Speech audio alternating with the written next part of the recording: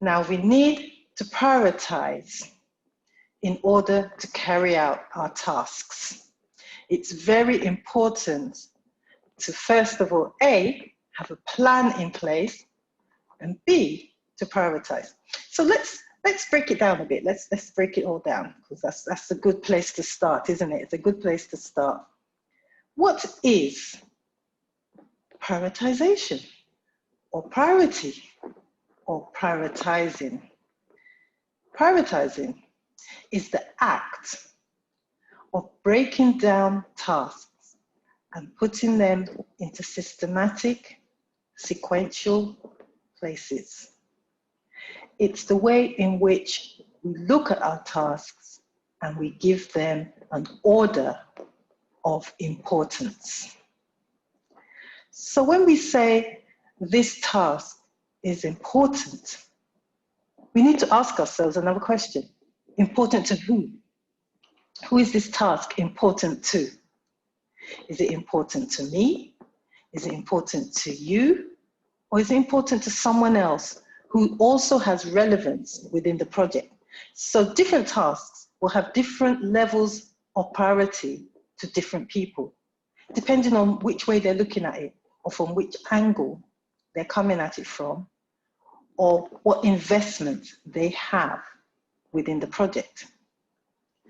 So like we said, within planning, you have taken the big overall project and broken it down into bite-sized tasks. But now you've got these bite-sized tasks into categories or compartments. What do you do with them?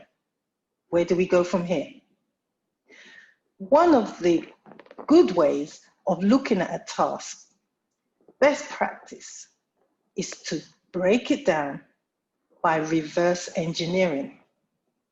You're going to take the task, you're going to look at all the components that you've broken it down into, and you're going to look at the end result. So you ask yourself, with all these compartments and data, what result do I want to achieve?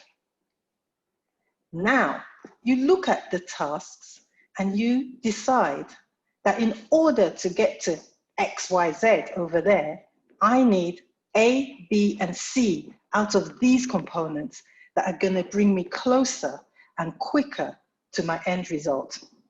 From taking out these little tasks and components and tackling them first, you have already prioritized and made the task a lot easier for yourself.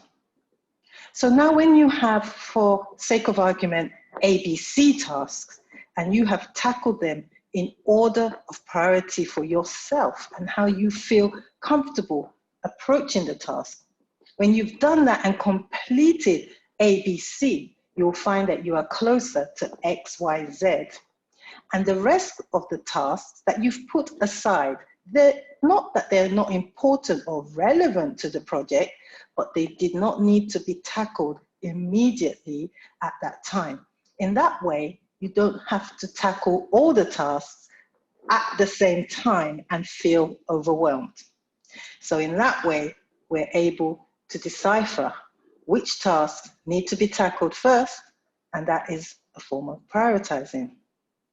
So that's a really great way of doing things if you want to tackle a project, schoolwork, university courses, whatever it is you're doing, or home life. You can use that methodology by breaking it down, reverse engineering it, looking at it from behind, looking at it, how you're going to get to that result.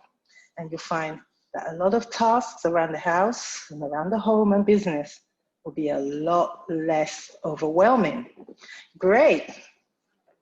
Productivity is a results-orientated realm.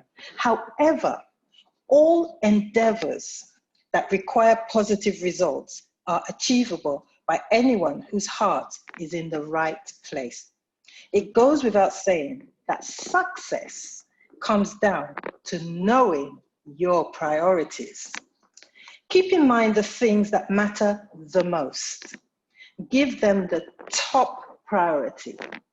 Devote your energy, time, and resources to the things that are most important to you.